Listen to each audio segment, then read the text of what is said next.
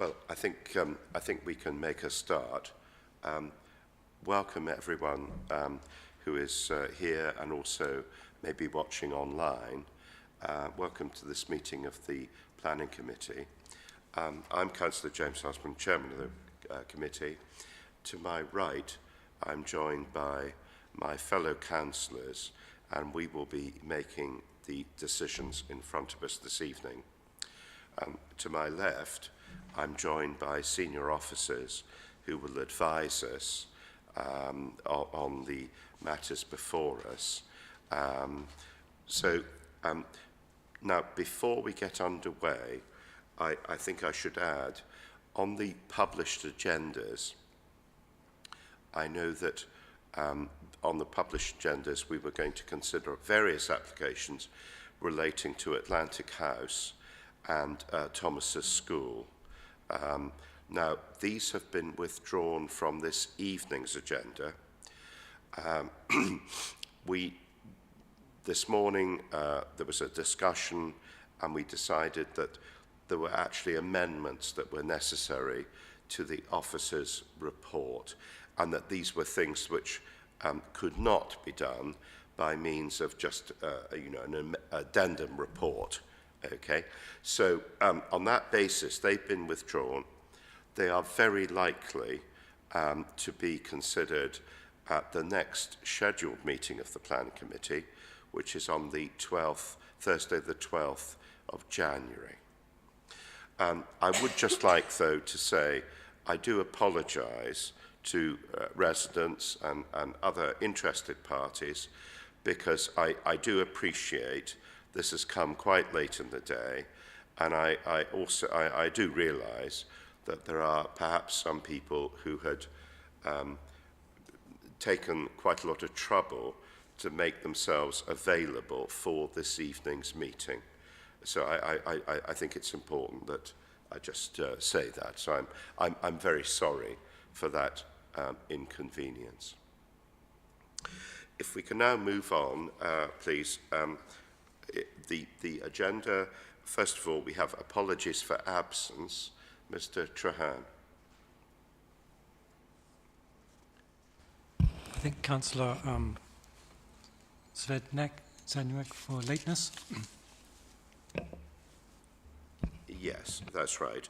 And also, I think Councillor Benton, you're joining us in place of Councillor Dent Code.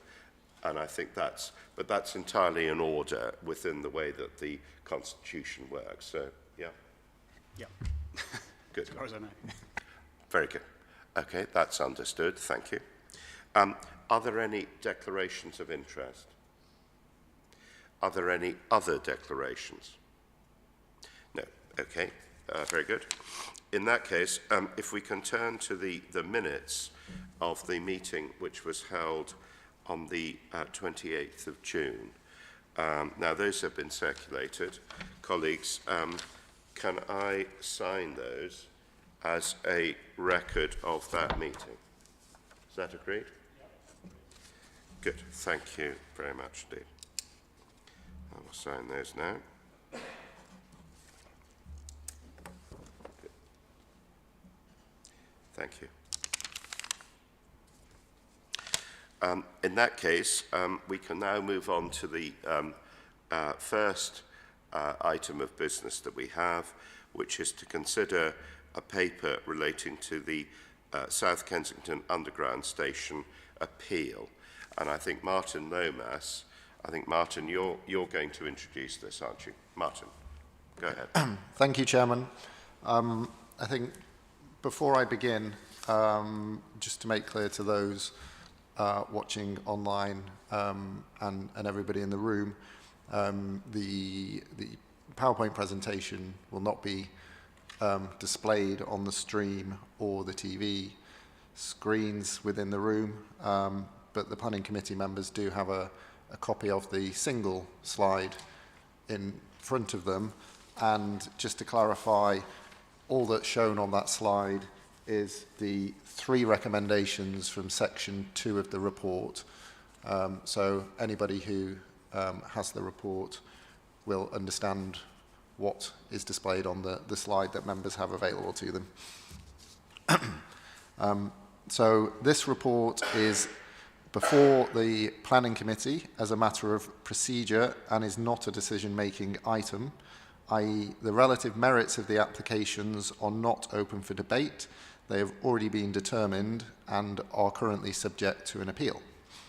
The Council's statement of case, as appended to the report before you tonight, was submitted to the Planning Inspectorate on the 31st of October, and that sets out the Council's case for the appeal, and our subsequent evidence to the inquiry will be based on the case set out in that statement as is required. So on the first recommendation set out on the slide and within section 2 of the report, it provides members of the Planning Committee with an update, given this was a particularly high profile and important application, and it sets out the Council's approach to the appeal. I don't intend to elaborate on what is in the report tonight, which is self-explanatory, but I will stress we remain confident that we have a robust case and will be wholeheartedly defending the Planning Committee's decision to refuse planning permission and listed building consent. What I will identify, and you will have seen in paragraph 3.11 of the report, there are several residents' associations and amenity societies that have been granted Rule 6 status, which means that they will actively be participating in the appeal. And I do want to stress that we see this as particularly beneficial to the Council's case, and whilst there may be some divergences in the detail of our arguments between the Council and Rule 6 parties, we are fundamentally aligned in opposing this particular scheme. And having reviewed the Rule 6 parties' statements of case, it's evident that their participation alongside the Council will substantially assist in elevating the issues at the heart of the matter. On the second recommendation, which seeks from the committee authorisation to negotiate and enter into a Section 106 legal agreement broadly in the terms set out in this report, I would like to highlight two important matters. First, I wish to highlight that this is a procedural requirement. Under the Council's constitution, the Director of Planning and Place requires the authorisation of the Planning Committee to enter into a legal agreement on a scheme of this size. Because the committee resolved to refuse planning permission and listed building consent, no such authorisation currently exists. So this report is simply seeking the authorisation to enter into such a legal agreement, and the detailed negotiation and drafting of the legal agreement would be delegated to the Director as part of the appeal procedure, as is standard. My second point is just to clarify what's already stated in the report to ensure the committee does understand that negotiating and entering into a legal agreement with the appellant is a procedural requirement of planning inquiries. It is to ensure that in the event the inspector decides to allow the appeal, the appropriate mitigation and infrastructure is secured in the usual manner.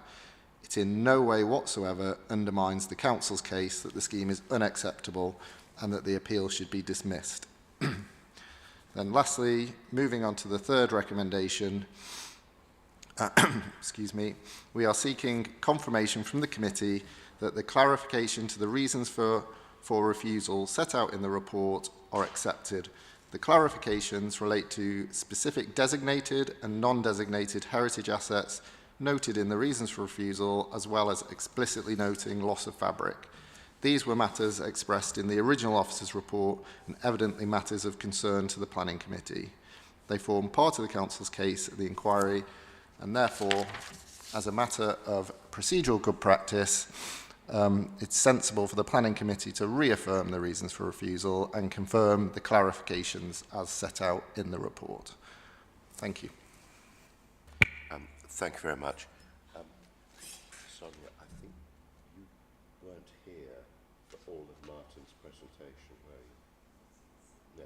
I think it would be better if you just took a seat at the side, because I think in order to make a decision to have a vote, a formal vote, I think it's necessary that you have been present for everything. So. No.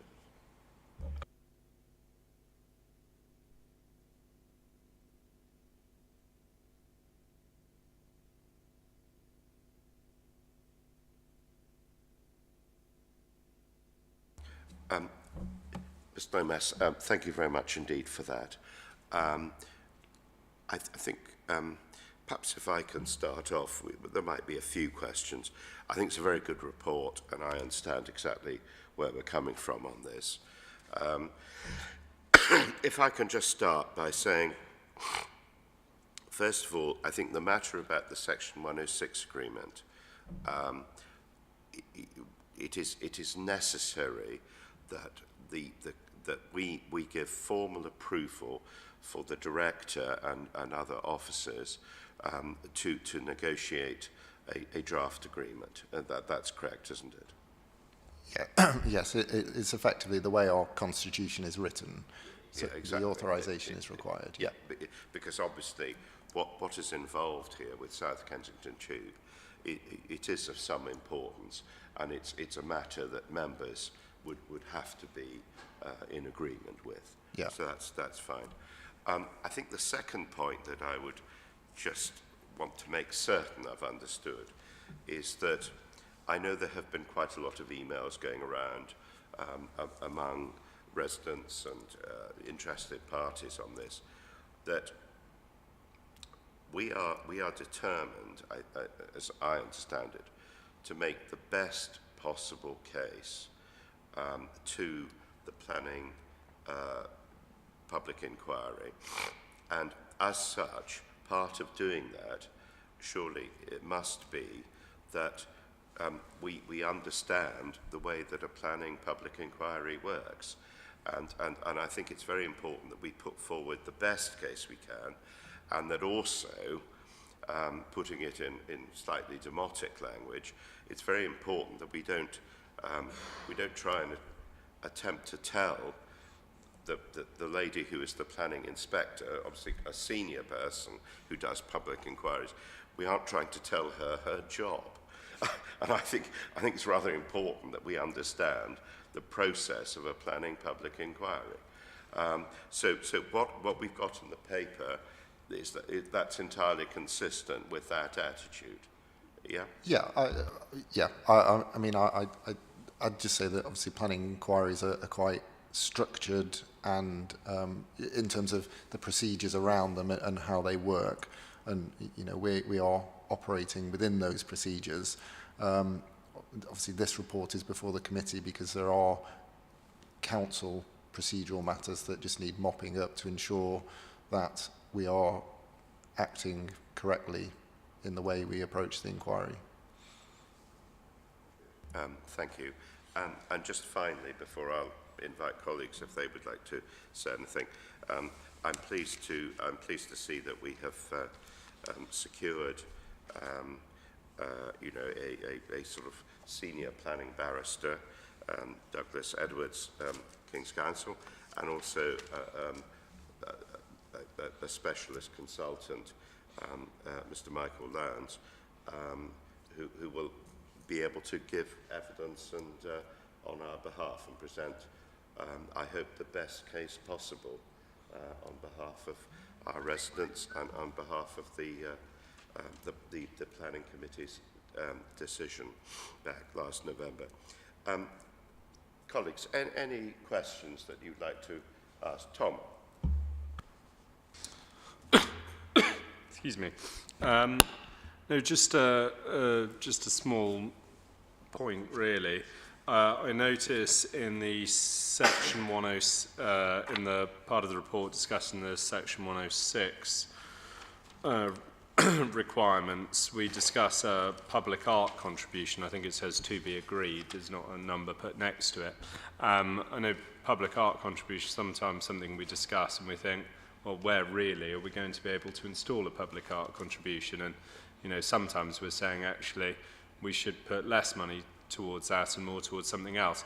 But I think in the case of South Kent Station, you've got that big open area outside the station that actually would really benefit from a quality piece of public art. So it's just a point to note, really, when having those discussions, that I think this is an occasion where there is an opportunity for a really positive public art contribution.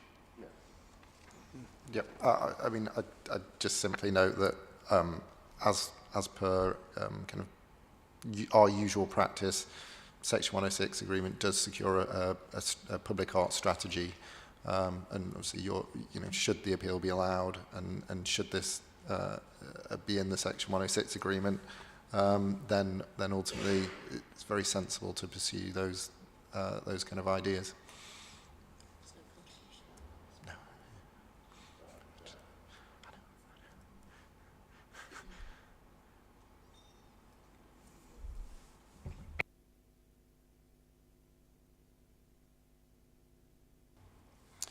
Thank you, Mr. Chairman. Just really on point 3 of the recommendations, the committee confirms clarification to the published reasons for refusal. Why do we need to do that? Are we adding anything from the refusal, or is this really just underlining or putting it in bold for the sake of the inquiry? It's a little bit of both. So we're not necessarily adding anything. I think as set out in the report, the reasons for refusal did not explicitly refer to some of the heritage assets, which were plainly of concern on the night for members and were set out in the original officer's report, actually, as being impacted upon, but they weren't explicitly stating the reasons for refusal.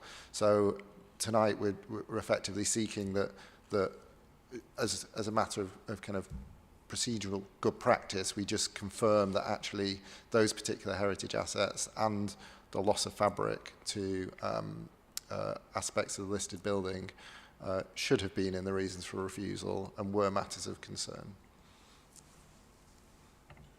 Thank you. Very good.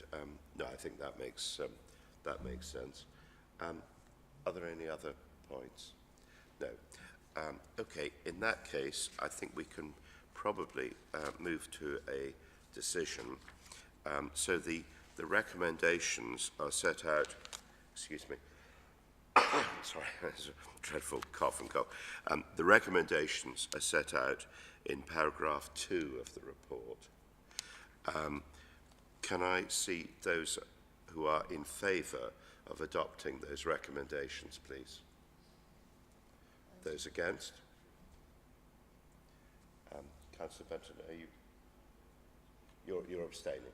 Okay, so the recommendation is adopted by 3 votes to nil, with Councillor Benton abstaining. Okay. Thank you. Okay, well, in that case, there is no other business this evening, so I'd like to thank you all for coming this evening, and a happy Christmas.